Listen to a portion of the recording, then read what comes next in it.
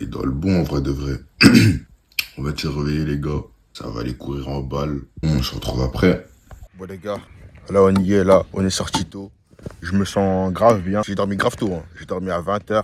Je me suis levé à 5h, c'est-à-dire j'ai 8 heures de sommeil, c'est-à-dire là je suis bien de ouf. Là on va partir sur 40 minutes de footing. Et oui, c'est ChatGPT qui fait mon programme. On va voir ce qu'il en est de mon cardio. Normalement, ça devrait aller. Parce qu'avant, je faisais ça normal. Les 40 minutes, je faisais ça normal. Je peux même monter à 1 heure, normal. Là, comme c'est la reprise, j'ai des petites craintes. Mais normalement, ça devrait aller. Voilà, on va bien. 40 minutes de footing. On rentre, avancer sur les projets. Peut-être ça va clip, peut-être ça va faire du montage. On verra sur le tas. Et voilà, on va commencer. Hein. On va s'échauffer. Et bim, ça va rentrer sur la piste. Les gars, très important. Je sais pas si on m'entend bien d'ici, mais on va s'échauffer. On est bien chaud sur la piste, là. Bien tendu, toujours. Bon, on a fait les échauffements. Ça va partir là. On se retrouve après, quand on a fini de courir. Et let's go. Hein.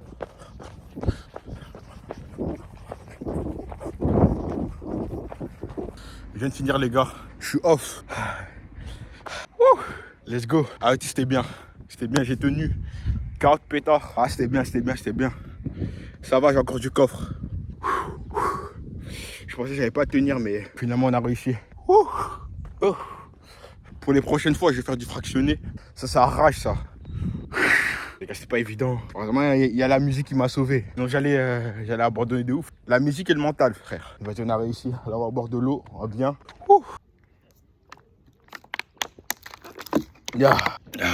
Ça, c'était du combat, les gars. Ça, c'est le genre de tête à tête que tu refuses pas, ça.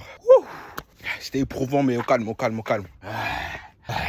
En plus, d'habitude, moi, je trottine de ouf. Mais là, j'essaie d'être plus dynamique durant ma course. Et ça arrache, ça. Ah, les gars. Du coup, là, on est posé sur le petit banc, là, après la course. Et en parlant de la course, j'aimerais bien aborder ce sujet et vous dire pourquoi ça s'appelle la course. Je pense pas l'avoir déjà abordé auparavant. Du coup, là, c'est l'occasion, on va le faire. Du coup, les gars, pourquoi la course? Il faut savoir que dans ma vie, j'ai toujours essayé de corréler mon train de vie avec le sport. Même quand je n'en faisais pas. Même quand je faisais pas de sport, j'essaie au moins d'être en contact avec le sport, avec mon train de vie.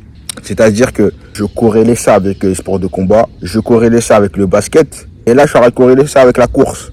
Par exemple, quand j'avais une épreuve, quand j'avais un examen, par exemple, moi, c'était pas un examen. Moi, c'était un tête-à-tête. Moi, c'était un combat. Dans ma tête, c'était un combat, c'était moi et l'examen. Ça a toujours été ça. Par exemple, au niveau du lexique, avec le basket, vous l'avez sûrement remarqué, mais le terme bowling, ça va du basket, ça. Le terme un bowler, shoot from deep, mettre des shoots, mettre des 3 points. Ça, c'est des termes que je peux utiliser ça dans la vie courante. Toujours en lien avec le basket, il y a aussi le terme, il y a aussi la phrase le job est jamais fini qui vient de Kobe, personne à lui aussi. Même si tu finis un travail, même si tu penses que tu as atteint un objectif, et tu dois toujours viser plus loin.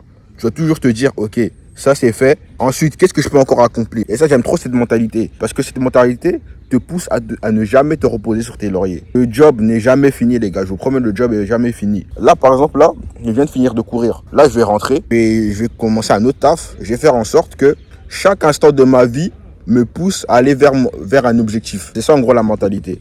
Et j'ai pas envie de passer pour... vous voyez les gourous d'internet qui disent tu dois dormir 1 heure par jour, tu dois consacrer toute ta vie au travail. Pas du tout. Si vous avez l'occasion de vous amuser, amusez-vous.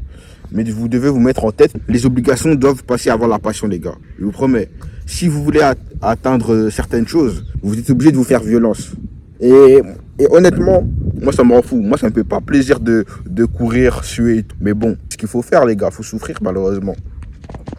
Et par exemple, la course, ce que je suis en train de faire là, c'est plus une métaphore. Une métaphore dans le sens où quand tu es dans une course, plusieurs participants. Et si je dis pas de bêtises, quand tu cours, tu as ta propre ligne. Tu regardes devant toi. Tu ne regardes pas à gauche, tu ne regardes pas à droite. Ça, c'est un conseil que les coachs ils disent à leur courage, je crois.